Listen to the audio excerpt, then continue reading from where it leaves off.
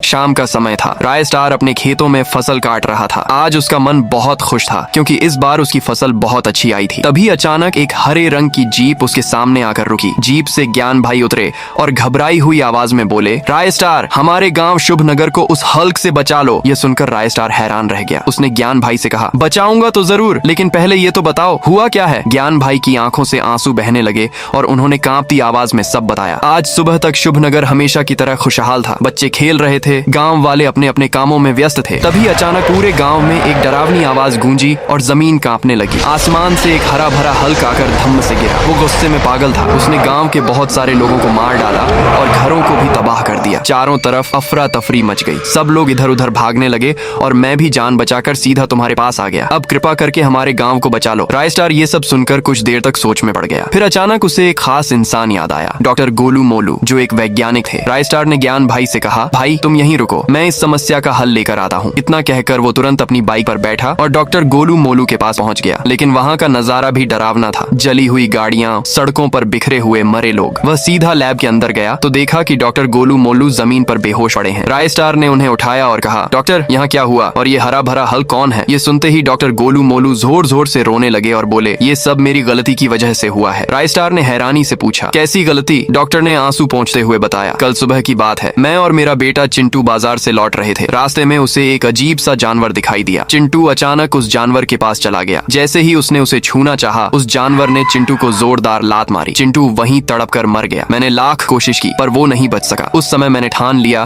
कि मैं उसे दोबारा जिंदा करूंगा। मैं उस जानवर को पकड़कर और चिंटू के शरीर को गाड़ी में डालकर लैब ले आया। मैंने प्रयोग शुरू किया, लेकिन गलती से मैंने गलत केमिकल डाल दिया। उसी वजह से चिंटू और वो जानवर मिलकर एक ही शरीर बन गए और हल्क बनकर लैब से भाग निकले। अब राय स्टार को सब समझ आ गया कि ये हल्क कहाँ से आया था। उसने तुरंत डॉक्टर से पूछा, इसे ठीक करने का कोई तरीका है क्या। डॉक्टर गोलू मोलू ने कहा, तुम्हें जंगल जाकर वैसा ही एक और जानवर पकड़ कर लाना होगा। उसी से मैं एंटीडोट बना पाऊंगा। राय स्टार बिना देर किए बाइक पर सवार हुआ और जंगल की ओर निकल पड़ा। कुछ देर तलाशने के बाद उसे वही जानवर दिख गया। उसने बड़ी मुश्किल से उसे पकड़ा और बाइक पर बिठाकर डॉक्टर के पास ले आया। डॉक्टर ने कई घंटे प्रयोग किया और फिर राय स्टार को एक डिब्बा देते हुए कहा, इस दवा को गांव की सबसे ऊंची इमारत से फेंक देना। इससे सभी मरे हुए लोग फिर से जिंदा हो जाएंगे और हल्क इंसान बन जाएगा। राय स्टार ने बिना समय घुमाए बाइक दौड़ाई और शुभ नगर पहुंच गया। वहाँ चारों तरफ लाशों का ढेर लगा था। बीच में वही हरा भरा हल खड़ा था जो गुस्से से तड़प रहा था। तभी राय स्टार गांव की सबसे ऊंची इमारत यानी बुर्ज खलीफा पर चढ़ गया और उसने जल्दी से डॉक्टर गोलू मोलू द्वारा दिया गया एंटीडोट सबके ऊपर फेंक दिया। कुछ ही देर में चारों तरफ धुएं का बादल छा गया। जब वह धुआं धीरे धीरे छोड़ने लगा तो शुभ नगर के सारे मृत लोग एक बार फिर से जीवित हो उठे। हरे भरे हल का रूप भी बदलने लगा और देखते ही देखते वह वापस इंसान बन गया और शुभ नगर में फिर से जीवन और उल्लास लौट आया।